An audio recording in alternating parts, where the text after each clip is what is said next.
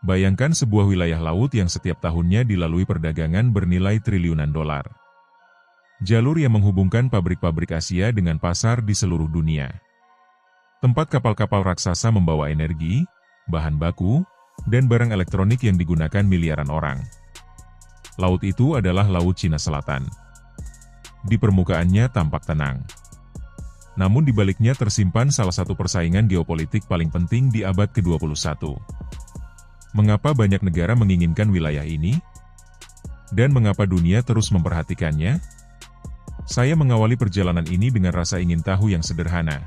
Mengapa sebuah wilayah laut, yang bagi banyak orang tampak jauh dan luas, mampu memicu ketegangan besar antar negara? Laut Cina Selatan bukan sekadar peta di atlas. Di balik permukaan biru itu ada jalur pelayaran yang menghubungkan pasar dunia, ladang ikan yang menopang kehidupan ribuan keluarga, dan potensi sumber daya energi bernilai triliunan dolar. Saat saya berdiri di tepi dermaga, saya merasakan betapa wilayah ini bukan hanya soal geografi, melainkan tarikan kepentingan ekonomi dan strategi yang saling bersinggungan. Dalam beberapa menit, kapal kontainer besar melintas seperti urat nadi perdagangan global. Saya ingin mengajak diri saya sendiri dan Anda memahami mengapa garis-garis klaim, pulau kecil, dan terumbu karang yang tampak sepele di peta dapat menjadi titik perselisihan yang serius. Saya akan membawa Anda menelusuri sejarah klaim, kabut diplomasi, dan kehidupan sehari-hari mereka yang paling terdampak. Dalam narasi ini saya berbicara dari sudut pandang orang yang ingin tahu, tetapi juga dari yang mulai paham bahwa solusi memerlukan keseimbangan antara kepentingan ekonomi, hukum internasional, dan stabilitas regional. Laut Cina Selatan terletak di antara sejumlah negara Asia.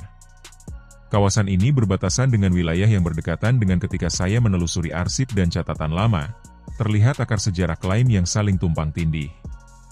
Beberapa klaim berdasar pada peta lama dan kegiatan nelayan sejak berabad-abad lalu, sementara aturan modern muncul dengan konvensi yang disepakati negara-negara pada abad ke-20. Saya menyadari bahwa hukum internasional seperti aturan laut memberikan kerangka, tetapi tafsir dan penerapan seringkali berbeda-beda antara negara. Perkara batas maritim tidak selalu hitam putih. Ada percampuran klaim historis, kepentingan ekonomi, dan tekanan politik domestik yang memperkuat posisi masing-masing pihak. Saat saya berbicara dengan para ahli dan mengamati dokumen perjanjian, saya menemukan bahwa diplomasi formal berjalan berdampingan dengan praktik di lapangan, patroli kapal, pembangunan fasilitas, dan aktivitas sipil yang memperkuat klaim. Saya mulai memahami mengapa sengketa ini sulit diselesaikan hanya dengan satu putusan tunggal. Tidak hanya tentang hukum, tetapi juga tentang identitas, keamanan, dan rasa kedaulatan yang sangat melekat. Di sini, sejarah bertemu dengan realitas kontemporer, dan setiap langkah yang diambil oleh satu negara memicu reaksi berantai yang memengaruhi semua pihak. Saya ingin menyoroti sisi ekonomi yang seringkali menjadi akar ketegangan, nilai material dan manfaat nyata dari perairan ini. Setiap hari, sebagian besar perdagangan dunia lewat jalur yang melintasi kawasan ini. Minyak, barang manufaktur, komoditas. Ketergantungan pada rute-rute ini membuat setiap gangguan kecil punya konsekuensi global. Selain itu, perairan ini kaya akan sumber daya perikanan yang menjadi sumber mata pencaharian bagi komunitas pesisir. Untuk puluhan ribu nelayan, ini bukan soal geopolitik di kantor perwakilan diplomatik, melainkan kebutuhan harian untuk memberi makan keluarga. Lalu ada potensi hidrokarbon di dasar laut, minyak dan gas yang bila diekstraksi bisa mengubah peta ekonomi nasional. Saya mendengar cerita tentang kontrak eksplorasi, perhitungan cadangan, dan perdebatan antara manfaat ekonomi jangka pendek versus perlindungan lingkungan jangka panjang. Dari sudut pandang saya, tekanan ekonomi ini menjelaskan mengapa negara-negara begitu gigih mempertahankan klaim mereka. Namun saya juga semakin sadar bahwa eksploitasi tanpa tata kelola bisa merusak ekosistem yang menjadi tumpuan kehidupan banyak orang. Seiring saya mendalami aspek keamanan, gambaran yang muncul adalah campuran antara pencegahan, demonstrasi kekuatan, dan perlindungan kepentingan. Kehadiran kapal patroli, latihan militer, dan pembangunan fasilitas di pulau-pulau kecil bukan sekadar pamer kekuatan. Bagi banyak pengambil keputusan, itu soal memastikan jalur suplai tetap aman dan kedaulatan dihormati. Namun setiap tindakan memiliki konsekuensi. Ketika satu negara memperkuat posisi, negara lain merespons dengan langkah serupa, menciptakan spiral yang meningkatkan risiko salah perhitungan. Saya berbicara dengan mantan perwira Angkatan Laut yang menjelaskan betapa besar tekanan untuk menjaga akses laut sekaligus mencegah eskalasi. Di sisi lain, teknologi modern, satelit, patroli otomatis, dan kecanggihan intelijen mengubah cara pengawasan dan klaim dikokohkan. Saya sering berpikir tentang keseimbangan tipis antara pencegahan konflik dan provokasi. Upaya menjaga stabilitas bisa berujung pada ketegangan apabila komunikasi dan mekanisme deeskalasi tidak berjalan. Dari pengalaman saya, solusi jangka panjang memerlukan keterbukaan, mekanisme manajemen krisis, dan komitmen untuk menghindari penggunaan kekuatan sebagai bahasa utama penyelesaian sengketa. Mendekati kehidupan di garis depan, saya bertemu dengan nelayan, keluarga, dan komunitas pesisir yang rutinitasnya berubah karena klaim dan patroli. Bagi mereka, laut adalah ladang dan pasar. Mereka bercerita tentang zona tangkap yang menyempit, izin yang berubah, dan ketidakpastian mengenai area mana yang aman untuk melaut.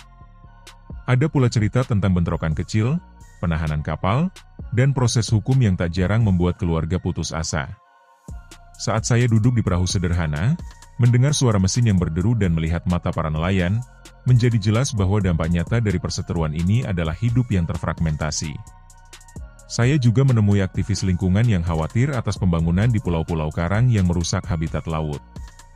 Perspektif mereka memperkaya pemahaman saya. Konflik bukan hanya tentang negara besar, tetapi juga tentang mereka yang bergantung langsung pada sumber daya laut. Cerita-cerita ini mengingatkan saya bahwa setiap kebijakan atau tindakan militer memiliki wajah manusia. Mereka yang menggantungkan harapan pada laut dan yang paling rentan terhadap perubahan kebijakan maupun kondisi lingkungan. Laut Cina Selatan mungkin hanya tampak seperti hamparan air di peta. Namun di baliknya terdapat jalur perdagangan vital, sumber daya berharga, dan kepentingan banyak negara. Itulah sebabnya kawasan ini menjadi salah satu pusat perhatian geopolitik dunia. Karena siapa yang menguasai jalur strategis, seringkali memiliki pengaruh besar terhadap masa depan ekonomi global. Di akhir perjalanan ini, saya merenungkan jalan keluar yang mungkin.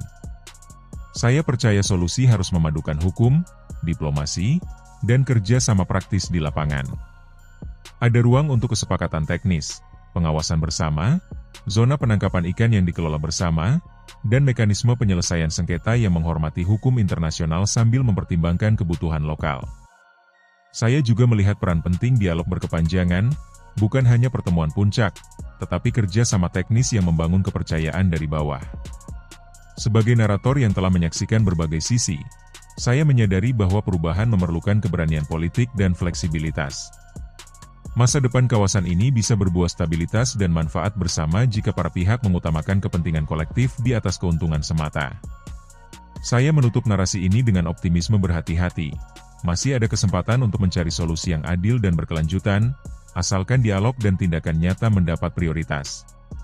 Saya mengajak diri saya sendiri untuk terus mengikuti perkembangan, dan berharap kisah-kisah manusia di balik peta itu mendapat tempat dalam setiap keputusan yang dibuat. Jangan lupa like dan subscribe ya teman-teman.